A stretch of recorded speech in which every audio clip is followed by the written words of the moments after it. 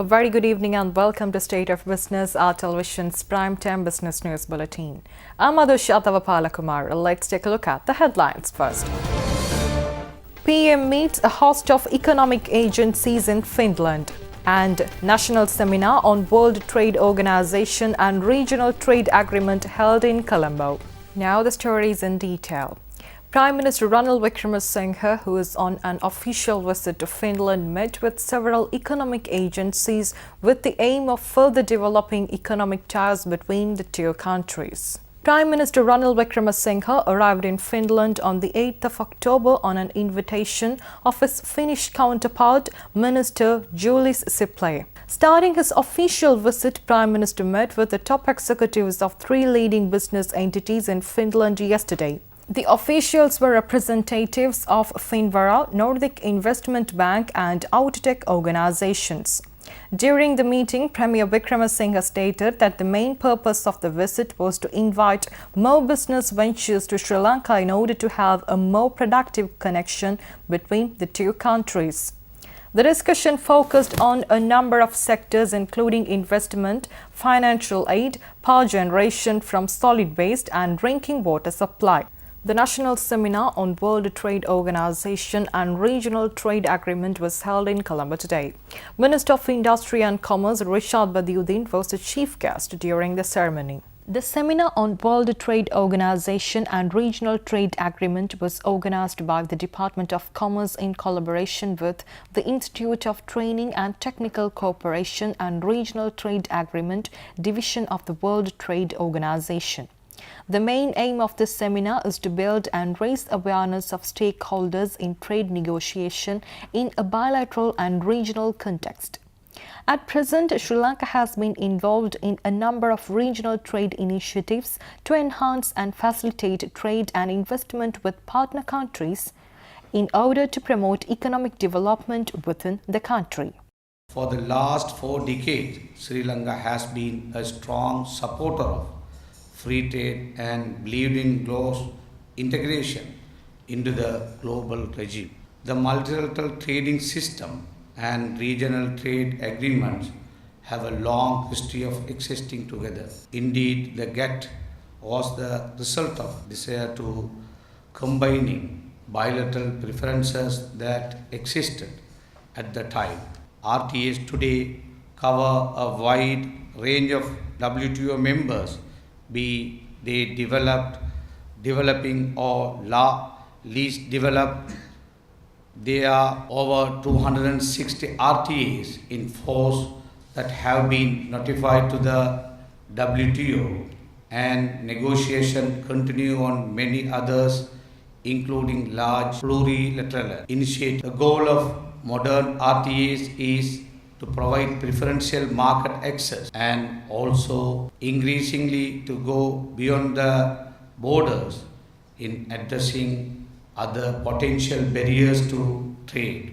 I believe that this workshop would create a good foundation for a focused discussion among all the stakeholders on how Sri Lanka can benefit from the RTAs and the challenges that we are encountered with. Let's take a look at more news after this break.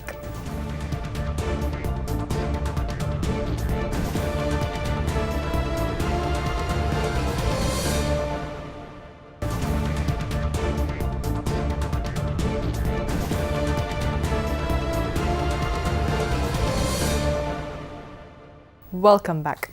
A workshop on the World Trade Organization's Trade Facilitation Agreement, organized by the Ceylon Chamber of Commerce in collaboration with the International Trade Center, was inaugurated in Colombo this morning. The first private sector training session of this workshop will be held over 2 days. The WTO Trade Facilitation Agreement has been initiated in February 2017, promising greater trade efficiency by targeting administrative barriers. This workshop is the first workshop on private sector trade facilitation training in Sri Lanka. The objective of this 2-day workshop is to assist business to understand the terms, potential benefits and practical use of each of the technical measures of the new WTO Trade Facilitation Agreement and to equip them successfully. In addition, there will be 2 similar workshops in Colombo during early next year and 3 regional workshops as well.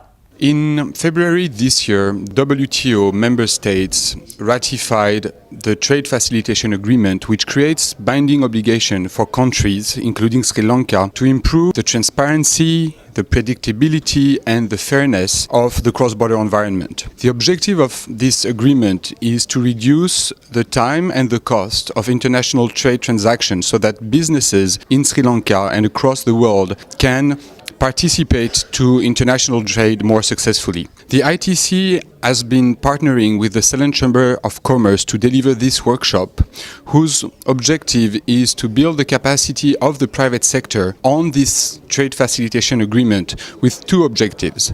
The first one, that the businesses know how to take advantage of these new reforms and new mechanisms that Sri Lanka will implement. The second objective is for these reforms to be successful, the business community need to engage in advocacy and participate in the identification, design and implementation of this reform. Trade facilitation is too important to be left to policymakers, and the business community as one need to request these reforms to be implemented quickly for their benefits and for the benefits of Sri Lanka.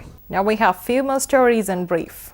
Singer Sri Lanka PLC has launched the Singer GeoSmart, one of the most intelligent and energy-efficient refrigerators in Asia. The refrigerator comes with R600A refrigerant that is 100% eco-friendly and provides up to 50% increase in power efficiency. R600A gas is 100% environmentally friendly substitute for the HFC refrigerants that contributes heavily to the depletion of the ozone layer and increase global warming.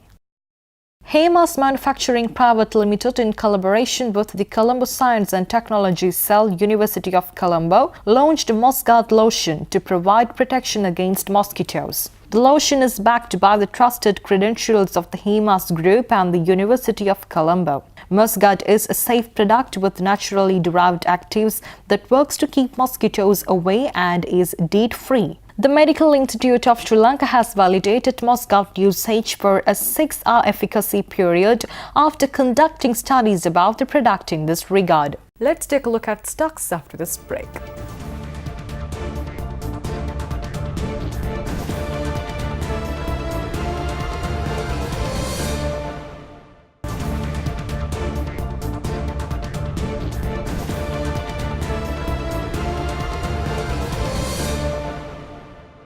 Welcome back.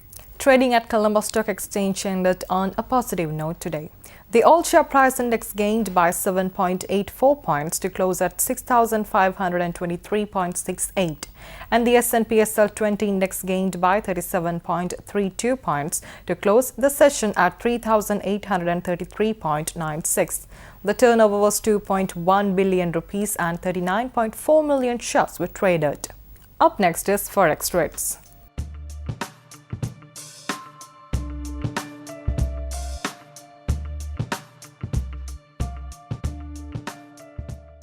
With that, we wrap up State of Business for the day. We'll meet you tomorrow at the same time with more latest news. Until then, take care. Good night.